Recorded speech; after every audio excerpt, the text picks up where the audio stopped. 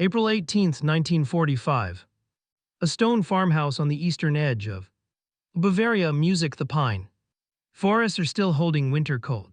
Despite the pale spring sun, the village has been shelled twice in the past week, and the smell of burned timber hangs in every street. 12 days from now, we'll be dead in a Berlin bunker. Music. The war in Europe has perhaps 3 weeks left to breathe, but on this particular afternoon in the stone cellar beneath a ruined farmhouse, 6 German officers are sitting in the dark, with their sidearms already placed on the floor, and the man pointing a rifle at them from the stairs does not yet know that one of those officers is about to make the worst decision. Music of his life. Corporal David was 23 years old. He came from the neighborhood of Brooklyn, New York, the son of Polish Jewish immigrants who had arrived through Music Island in 1921 with $40 and a single leather suitcase between them. Before the war, David had been working the counter at his father's dry goods store on Sutter Avenue and taking night classes in mathematics at Brooklyn College. He was quiet, music, careful, and precise in the way that people become when they have grown up. Music. Watching their parents rebuild a life from nothing. He enlisted in September 1942, 9 months after Pearl Harbor, and fought through the mud of North Africa and up the grinding length of the Italian peninsula before his unit crossed into Germany in the final weeks of the war.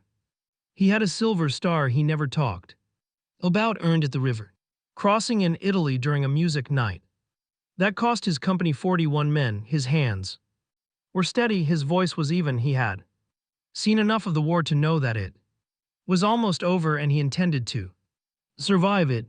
Was 42 years old, a career officer from an old Munich military family with 4 generations of service behind him. He was a tall, correctly uniformed man with gray temples and the kind of rigid posture that comes from decades of believing that bearing his character. He had served in Poland and France in the opening months of the Russian campaign, and had spent the last year in Bavaria, commanding a rear area security battalion that had not seen serious combat since the autumn. He was a man who had spent his entire adult life inside a hierarchy that told him certain categories of men were beneath him, and he had accepted that hierarchy not with cruelty exactly, but with the absolute ease of someone who has never once been asked to music question it. He believed in order, he believed in rank, he believed in the structure of civilization as he understood it. He was about to surrender to someone his civilization had classified as subhuman, and he was not prepared to do it. Music. By April 1945, the situation in southern Germany had become something close to organized chaos. American armored columns were pushing southeast through Bavaria at a pace that left entire formations stranded behind the advancing line. Thousands of German officers were surrendering every day, some with relief, some with bitterness, some with the blank mechanical compliance of men whose war had simply run out, but in isolated pockets, especially among officers who had spent the last months insulated from the true scale of the German collapse. Old habits of thought. Music persisted. The ideology that had organized 12 years of German public life did not evaporate the moment a rifle appeared in a doorway. Music.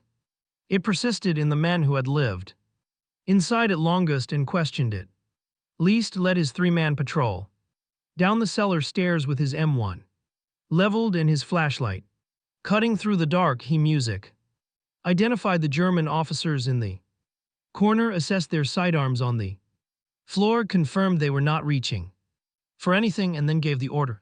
Serviceable German he had picked up across 2 years of combat. Get up. Hands visible, single file to the stairs. 5 of the 6 men immediately, their eyes tired and their movements careful and small. The 6th man did not move, sat with his back against the stone wall and looked at for a long moment with an expression of cold, precise refusal. Then he spoke. I will not surrender to You said bring me in. Officer kept the rifle steady. I am the ranking man in this room. Corporal Music said you are my. Prisoner looked at uniform at his features at the star of David visible on the chain at his collar and his expression did not change. I know what you are the said and I will not place myself in the custody of someone like you. Bring me in.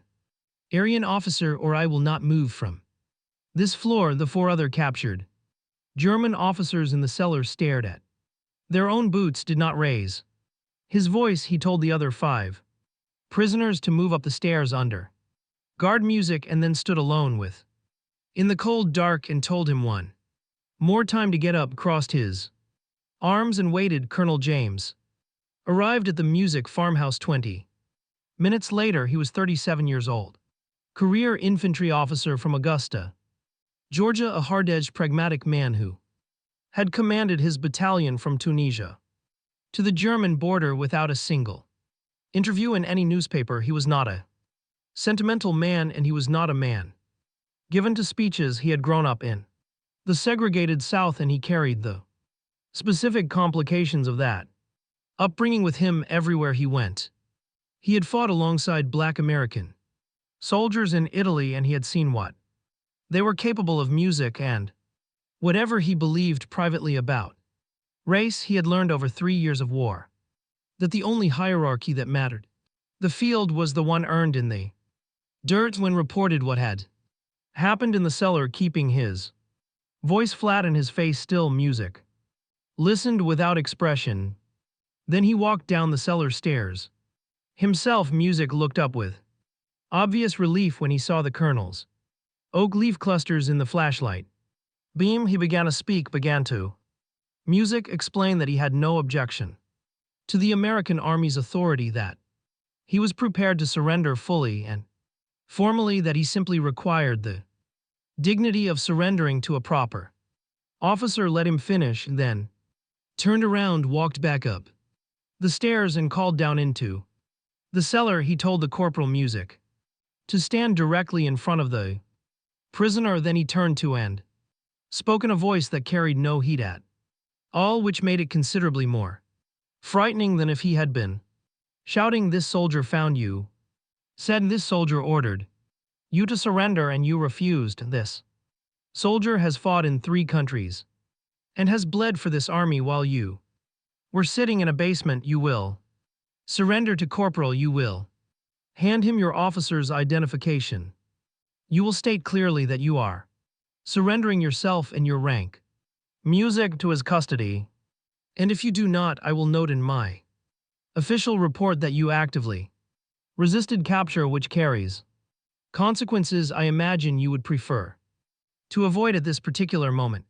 The war opened his mouth once and then closed it again. He looked at standing in the flashlight beam with his rifle at rest and his expression absolutely unreadable, stood up slowly from the stone Music floor, reached into his breast pocket and held out his identification booklet. Music with both hands took it. I surrender to your custody, Music said, his voice stripped of everything it had contained an hour before. Accepted the document, marked Music the time in his field notebook, and walked up the stairs into Music.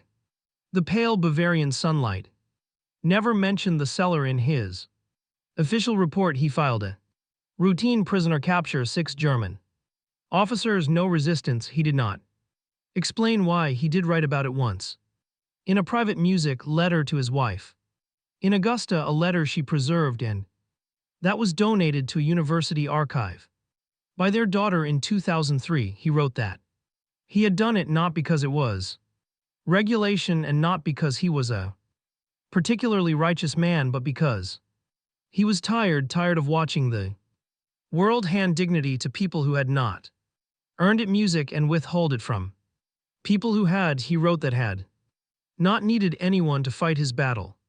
For him, what the corporal needed was for the record to be correct. David came home to Brooklyn in August 1945. He finished his mathematics degree, earned a teaching certificate, and spent 31 years teaching high school mathematics at high school in East New York, where he was known for his precision, his patience, and his complete refusal to pass a student who had not genuinely earned it. He retired in 1979. He never spoke publicly about the war. He died in 2001 at the age of 79. His music daughter cleaning out his apartment afterward found his silver star in a shoebox on the top shelf of his closet, still in the original leather case, never displayed. Was music processed through an Allied prisoner of war facility and held until June 1945. He faced a tribunal that autumn. His case was classified as a follower, the second lowest category of complicity, and he was assessed a fine and barred from public office for 4 years, which he returned to Munich, where he worked as a municipal records clerk music until his retirement. 1968. He gave one interview late in his life. In 1981 to a West German documentary filmmaker researching the final weeks of the war in Bavaria. When asked whether he had anything he wished he had done differently, he was quiet for a long time. Then he said he had been wrong about certain things, and that the wrong had been his and that he had known it. On the stairs of that cellar, when the American corporal had music walked him out into the light without a word of triumph. He died in Munich in 1989. The same year the wall came down. Some military historians who have studied the final phase prisoner captures in Bavaria have argued that music decision was strategically insignificant, a personal gesture in a corner of a war that was already decided. Ella didn't just want to act like a woman. They point out that forcing a formal surrender ceremony in a burned-out cellar changed nothing about the operational picture music, and that energy was better directed at the actual fighting that still remained. Ella didn't just want to opposite music, that the moments of record matter precisely because they happen inside systems music that are otherwise indifferent to them, and that what did that afternoon was insist that the war's outcome include a specific truth that would otherwise have been quietly erased. What is certain is that David walked out of that cellar with a German officer's identification in his field notebook, and a war that was 12 days from its end music, and didn't just want to act like a woman. And he never once mentioned what had happened in that cellar to anyone he knew. If you had been in Colonel's position, would you have done the same thing, or would you have taken the surrender yourself and moved on? Leave your answer in the comments, and if you want more stories about the moments inside the war that the official histories filed away without ceremony, make sure to subscribe.